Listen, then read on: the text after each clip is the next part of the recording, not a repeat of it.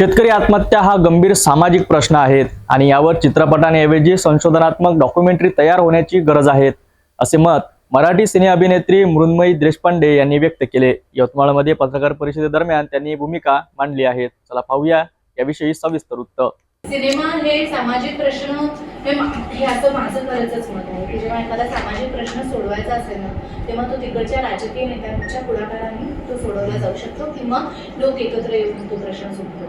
Cinema बदला म्हणून तो प्रश्न सुटेल असं नाही। सिनेमा हे माध्यम वेगळं आहे, सिनेमा हा एक इंडस्ट्री आहे, त्याच्यामध्ये हा एक विषय असू शकतो। पण डॉक्युमेंटरी सारखी अशी गोष्ट आहे की ज्याच्यावरती रिसर्च करून तुम्ही ती अभ्यासपूर्ण फिल्म आपण म्हणतो ना, तर मग तशी फिल्म जर का मांडली गेली, कारण सिनेमामध्ये काय होतं, आपण कुठल्याही गोष्टीमध्ये दुःख असेल, आनंद असेल, जिंकणं असेल, हे सगळंच ग्लोरिफाय करून सांगतो, त्याच्यामध्ये तो खरा प्रश्न नाही पोहोचत। त्यामुळे आपण सिनेमाला सामाजिक प्रश्नांपासून ना ते मांडायला म्हणून नको त्याच्याकडे बघायला, यामध्ये त्याची नाही। पण हॅविंग सेड दॅट, डॉक्युमेंटरीच्या माध्यमातून हे विषय अत्यंत खरेपणाने आपण मांडू शकतो आणि त्या प्रॉब्लेमच्या मुळापाशी जाऊ शकतो। मी आणि स्वप्नील होस्ट करतो, आम्ही आमची एक पॉडकास्ट सुरू केली रूट कॉज नावाने, म्हणजे रूट कॉज म्हणजे मुळापाशीचा प्रश्न।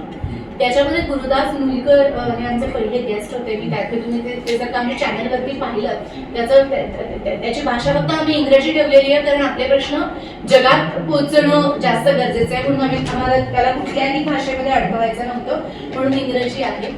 पण गुरुदास सरांचं असं म्हणणं आहे की आज स्वातंत्र्य मिळून इतकी वर्ष झाल्यानंतर सुद्धा शेतकरी आत्महत्येचा प्रश्न आपण सोडवू शकत नाही, ही किती खरं तर म्हणजे निंदनीय गोष्ट आहे। कारण आपण बरोबरच्या गोष्टींकडे बघतोय, आपण जमिनीच्या आतपर्यंत जात नाही। इकडच्या लोकांना सुद्धा जमिनीचा कस का कमी झालेला आहे, आता शेतजमिनीला वीटभट्ट्यांचं स्वरूप का येतं आहे, या सगळ्या गोष्टी हे 40 वर्ष 60 वर्षापूर्वीपर्यंत होतं का, याचा आपण एकत्र येऊन विचार केला पाहिजे। आणि जेव्हा शेतकरी एकमेकांच्या मदतीला जाईल किंवा तुमच्या यवतमाळमधले नागरिक जेव्हा त्या शेतकऱ्यांच्या मदत घ्या ना दत्तक, ज्यांच्याकडे पैसे, त्यांनी गव्हर्नमेंटला करा बाजूला, गव्हर्नमेंट नको ना ते काहीतरी करते याच्यासाठी, कशाला तुम्ही टायप करा। आज सपोज मी यवतमाळला राहते, आज सर तुमच्याकडे निदान तुम्ही पोटा पाण्याचे तरी पैसे तुमचे नक्की सुटतात, तुम्ही गरीब नाही ना, असं आपण म्हणूया। एका शेतकऱ्याला सांगा, बाबा रे तू ऑर्गॅनिक पिकवायला सुरुवात कर, वर्षभर मी थांबवीन, तुझं काय किती 1 एकर शेत असेल, आपल्याला गणित माहिती आहेत किती, आणि ब्रोकरेज काढलं तर अत्यंत नगण्य पैसे त्याला मिळतात। ह्या सगळेजण श्रीमंत लोक पुढे या यवतमाळमधले, तुम्ही माध्यम प्रतिनिधी म्हणून हा ड्राईव्ह सुरू करा, त्या शेतकऱ्यांना दत्तक घ्या, पहिल्यांदा जमिनीचा कस पुन्हा परत आणा, त्या जमिनीला काय पाहिजे हे विचारा, माणसांना काय पाहिजे नाही, तुमच्या पोटात काय झालं पाहिजे नाही, तिला म्हणा बाई तुला काय पाहिजे, त्याप्रमाणे तिच्यावर ट्रेन करा, तो कस परत आणा, पेस्टिसाइडचा वापर कमी करा।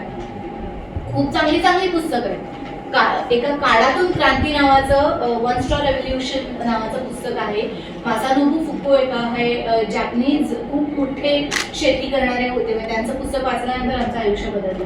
त्यांचं मराठी अनुवाद सुद्धा आहे, त्याचं वाचन करा। त्यांनी तर म्हणजे कुठलंही खत न टाकता बिया टाकून, म्हणजे ते क्लीन पण नाही करायचे, नांगरायचे पण नाही, आणि त्यांची होती, किंवा कारवल सारखी माणसं त्यांची पुस्तकं आपण वाचलेली।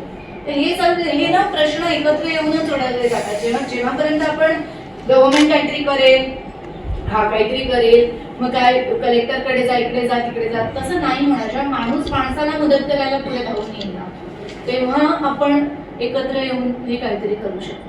आपण स्वतःची जबाबदारी ओळखूया आणि आपल्या पद्धतीने जेवढं आहे तेवढं।